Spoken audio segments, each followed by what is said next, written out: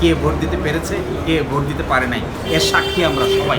তাদের কৃতকর্ম নিয়ে কোনো আদালতে প্রশ্ন উত্থাপন করা যাবে না, তাহলে আদালতের ক্ষমতা আর কী হবে? 2012 সাল এবং 2017 সালের এই যাদেরকে অ্যাপয়েন্টমেন্ট করা হয়েছিল প্রধান নির্বাচন কমিশনার এবং অন্যান্য নির্বাচন কমিশনার, তাদের এই অ্যাপয়েন্টমেন্ট প্রক্রিয়া নিয়ে আদালতে প্রশ্ন উত্থাপন করা যাবে না। এই আইনকে, এই যে দায়মুক্তি, এই দায়মুক্তিকে কেন অসাংবিধানিক ঘোষণা করা হবে না? একটি আইন করে বলা হয়েছে যে এই 12 সাল এবং 17 সালে যাদেরকে অ্যাপয়েন্টমেন্ট দেওয়া হয়েছিল, যাদের অধীনে 14 সালে নির্বাচন এবং 18 সালে নির্বাচন অনুষ্ঠিত হয়েছে, তাদের এই নিয়োগ প্রক্রিয়া নিয়ে বাংলাদেশের কোনো আদালতে কোনো প্রশ্ন উত্থাপন করা যাবে না। আমরা এই আইনটাই চ্যালেঞ্জ করেছি, ধারা 9।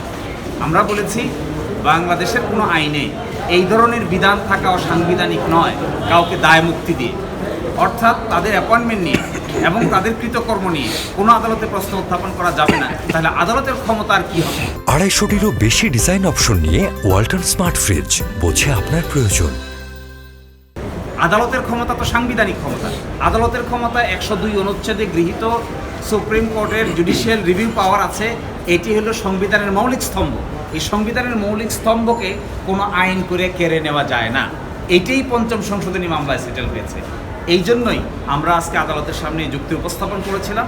আদালত সন্তুষ্ট হয়ে 4 সপ্তাহের রুল দিয়েছেন এবং আইন মন্ত্রণালয়ের সচিব এবং নির্বাচন কমিশনের সচিবকে কারণ দর্শানোর জন্য 4 সপ্তাহ সময় বলেছেন। এবং রুলে স্পেসিফিক্যালি আমরা চেয়েছি যে এই যে 2014 যদি ওনাদের অ্যাপয়েন্টমেন্ট প্রক্রিয়া এবং ওনাদের অধীনে অ্যাপয়েন্টমেন্ট প্রক্রিয়ায় যদি চ্যালেঞ্জ হয়ে যায়, অ্যাপয়েন্টমেন্ট প্রক্রিয়া যদি সঠিক না হয়ে থাকে, তাহলে নিশ্চিতভাবে তাদের পরবর্তী কৃতকর্ম নিয়ে অনিবার্য প্রশ্ন উত্থাপন হবে।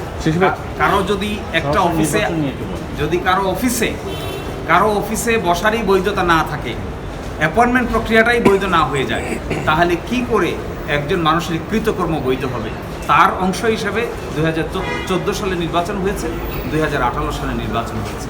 আপনারা সবাই তার সাক্ষী। দুনিয়া জুড়ে 2014 সালের নির্বাচন, 2018 সালের নির্বাচন নিয়ে প্রশ্ন উত্থাপিত হয়েছে। কে ভোট দিতে পেরেছে, কে ভোট দিতে পারে নাই, এর সাক্ষী আমরা সবাই। এটি নতুন করার হবে। এই দায়মুক্তি আছে হলো অপারেশন ক্লিন হার্টের ক্ষেত্রে যে দায়মুক্তি দিয়েছিলেন, সেটাতেও হাইকোর্ট ডিভিশনের একই প্রশ্ন আছে। একইভাবে আপনারা দেখতে পাবেন ইন্ডেমনিটি অর্ডিন্যান্স নামে যে অর্ডিন্যান্স ছিল, সেই অর্ডিন্যান্সকেও অবৈধ ডিক্লেয়ার করে আমাদের হাইকোর্ট সুপ্রিম কোর্ট রায় দিয়েছে। যদি সব দায়মুক্তি এরকম হয়ে থাকে, তাহলে নির্বাচন কমিশনের দায়মুক্তি নিয়ে প্রশ্ন উত্থাপন হওয়াটাই স্বাভাবিক, আইনসম্মত এবং সাংবিধানিক।